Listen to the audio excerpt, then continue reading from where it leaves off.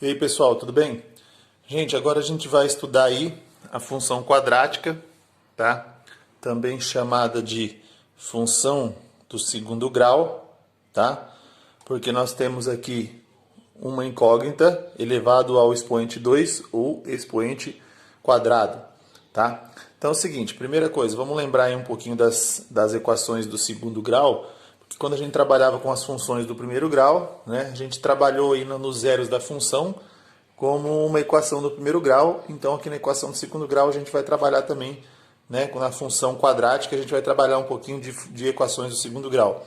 Então a fórmula geral era ax ao quadrado mais bx mais c igual a zero. Então isso aqui era a fórmula geral de uma equação do segundo grau, onde a é o coeficiente que está acompanhando o x ao quadrado, a parte literal ao quadrado, o b é o coeficiente acompanhado o x e o c é somente o coeficiente numérico sem a incógnita, tá certo?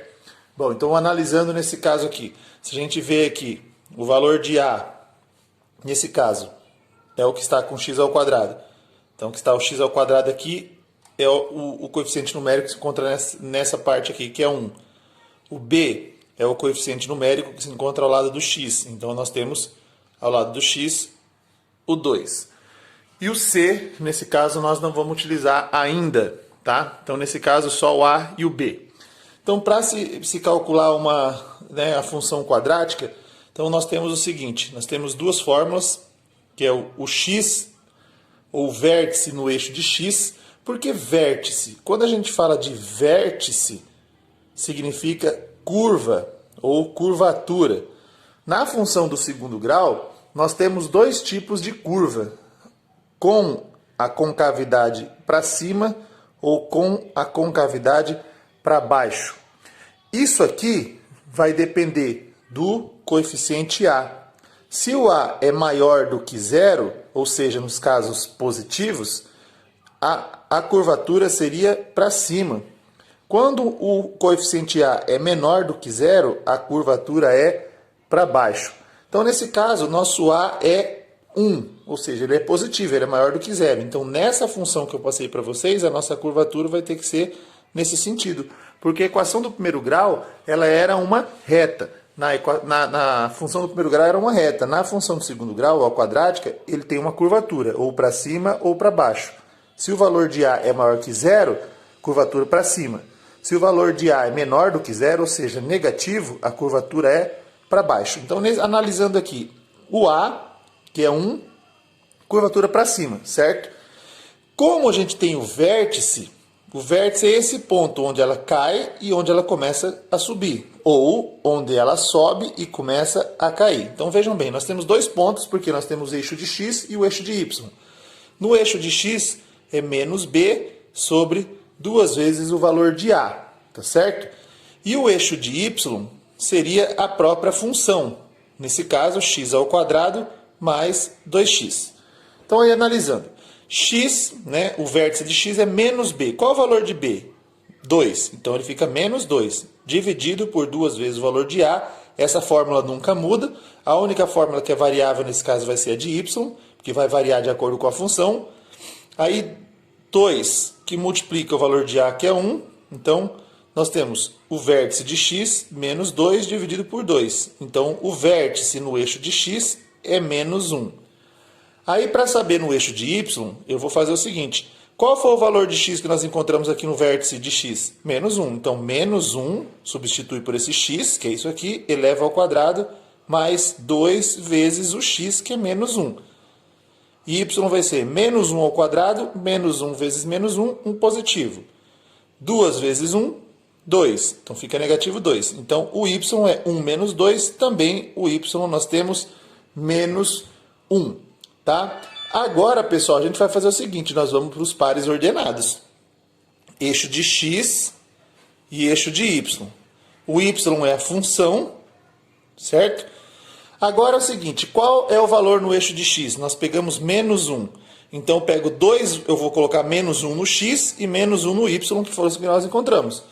Vou pegar dois valores menores que menos 1, então menos 2 e menos 3, e dois maiores, 0 e 1.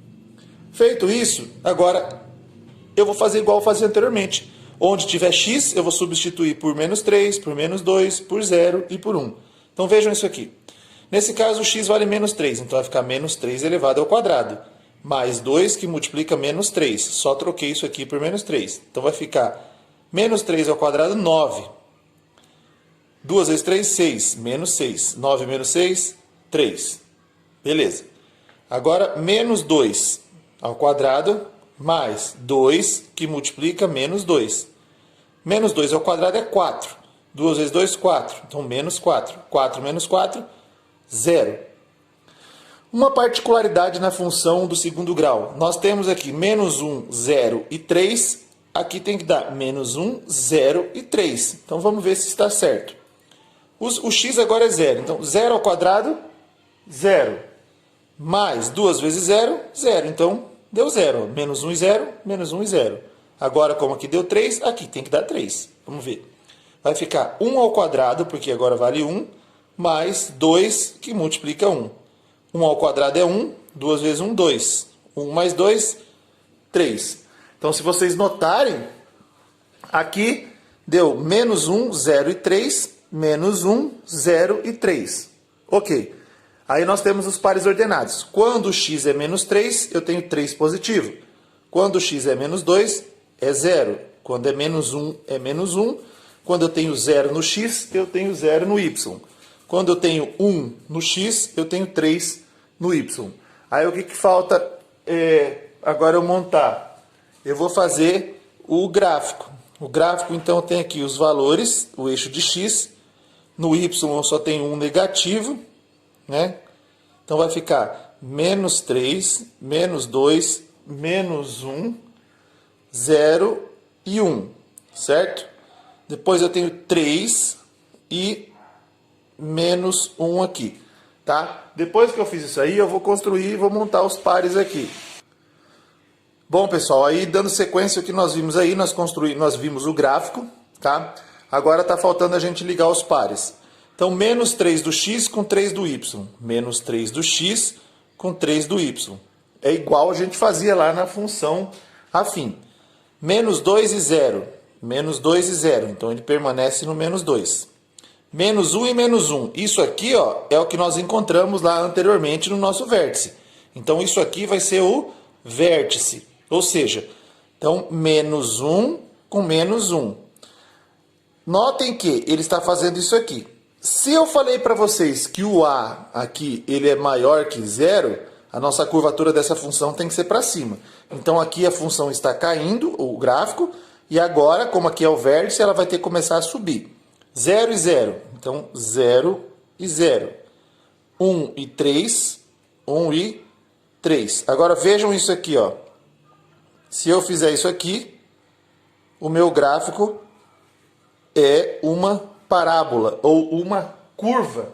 Então, isso comprova que estava correto aquele raciocínio, que como o a aqui ele é 1, ele é maior que 0, a curvatura seria para cima, então não tem diferença nenhuma na hora de montar o gráfico. A única coisa que vai ficar diferente é que ele vai cair e depois ele vai subir. Por quê? Porque nós temos uma função do segundo grau.